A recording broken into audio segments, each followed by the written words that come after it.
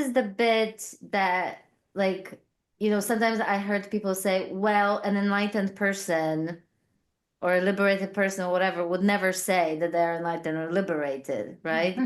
And so therefore, if someone says that or puts it that way, is immediately um kind of seen as like, well, you're definitely not because you just said it, right?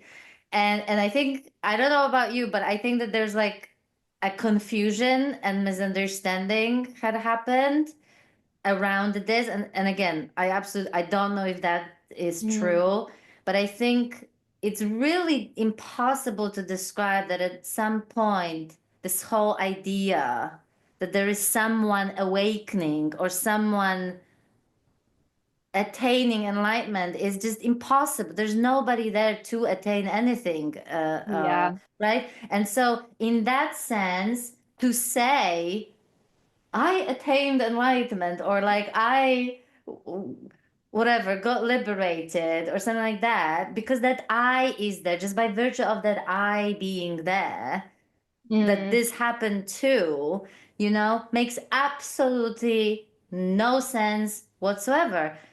But there's no other way to talk about it. So you have people who basically experienced that, for lack of a better word, but they can't say it because they're gonna be like smashed and bashed, all over. Because the how else for as long as there's an I involved in the language, there's no way to talk about it. So yeah. how do you deal with this debacle?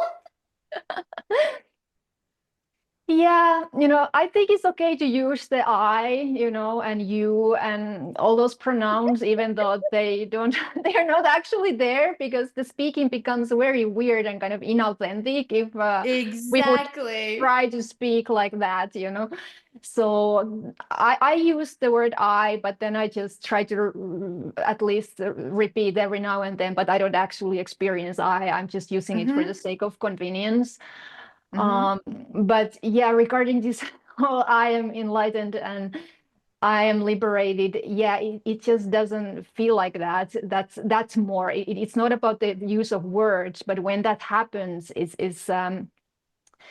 well, first of all, like the whole experience of unenlightenment is so wiped out. You can't remember it. At least that's my experience. I mean, you can kind of remember it. Like I know I wasn't born in Mm-hmm. this state because Yes. apparently that's Yeah. an option to some rare people. So I kind of know I went through this appearance journey, but I can't remember anymore that. And also I can't understand really that other people are not living this reality, this basic reality of clarity, immediacy, recognition, because it's just so self-evident. And it's not really something I think about, but that whole distinction of enlightenment and unenlightenment, or enlightened and unenlightened, it just seemed to be never existed in the first place. So Yeah. all beings are just by their nature this. It's just so obvious. And whether there's conscious recognition of it or not, from this perspective, it just doesn't matter at all. It matters if the person feels inclination for awakening and the process has started. So for sure there can be a dialogue about it, and we don't need to deny the journey and the process. Exactly. But I don't see that anymore in other people. I don't see them unawake or awake. Yeah. I just see reality, and I can see or feel if people are in the process of awakening. But other than that, that whole distinction just is, yeah, it seemed to be never really existed. And there's also a kind of sense that the whole enlightenment, it kind of just, it's very real, it's undeniable. And it kind of just, that's after it's realized, that's by its nature that it kind of gives itself into the world like that. It kind of like pours itself into the world. So there is also this sense of like mixing this absolute nature and the relative nature, the texture of the world, of the experience, of the interconnectedness of all the karmas, of everything. It just mixes so thoroughly. that it almost feels like it loses itself, but it's a kind of willing gesture, and that's the beauty of it. It's kind of Yeah. almost like an act of compassion, or I would call that an act of love, like the realization in itself. That's truth. That's the reality, to know itself, like this very deep disidentification from form, the realization of formlessness, the truth of that, the empty nature of all. But then it kind of gives itself back into the form, and then the form is nothing other Totally. than formlessness. Totally. Yeah. Yeah. Yeah, but then you can't anymore really separate these things. So that's also one of the paradoxes, that it's almost impossible to talk about. The dissolution, I call it a fundamental distinction, because obviously there's like differences in the language, there's sensory, like whatever that we can call and name, this is blue, this is red, blah blah Mhm. blah. Yeah, this is, we can still talk about the relative and the absolute, but in the actual experience there's zero distinction. There's just Yeah. no distinction whatsoever. So therefore that kind of fixation that may occur before, like, oh, like this is the relative and this is the absolute, and then fixating on either this or that, that is also not possible. And this is why I think I call it sometimes like even the paradox collapses, the experience of Mm. paradox, because Mm. it's like um all of us, like it makes it's completely natural that like talking about me when they're, and like he had experienced know me, or know that nothing ever happened, and then talk about the journey. Like there's no conflict in that, because it's all and the same.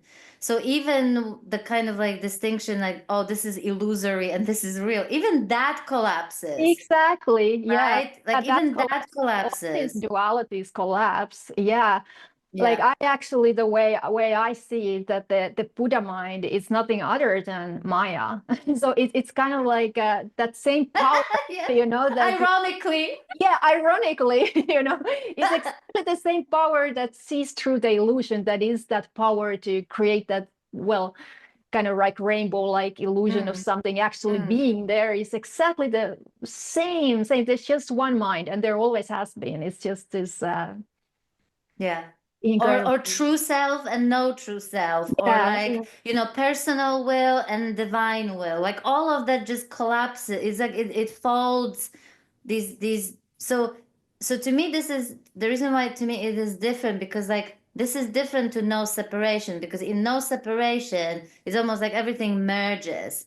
It mm, sort of is one, whereas with this, but there's still the distinction, yeah, whereas here the whole thing collapses. There, the whole distinction. I'm sorry, I have to show you this. I think I saw it on Angelo's Instagram a while ago or whatever. I don't know, but it's like it's an image. I don't know if you can see. It's like a guy who's being arrested by two police people, yeah. and it says breaking news: the non-duality police have arrested a man for using the word "I" in a public place. It just gets me every time. But it is like that, like this concern about like like again, if the context, the freshness of the moment requires talking about no I, or making that distinction in a conversation, then sure. But like there is no conflict about using these words, the my or I or whatever. And like you said, it's like and I think it just sounds so incredibly inauthentic. And it used to annoy me when I didn't get why people talk like that.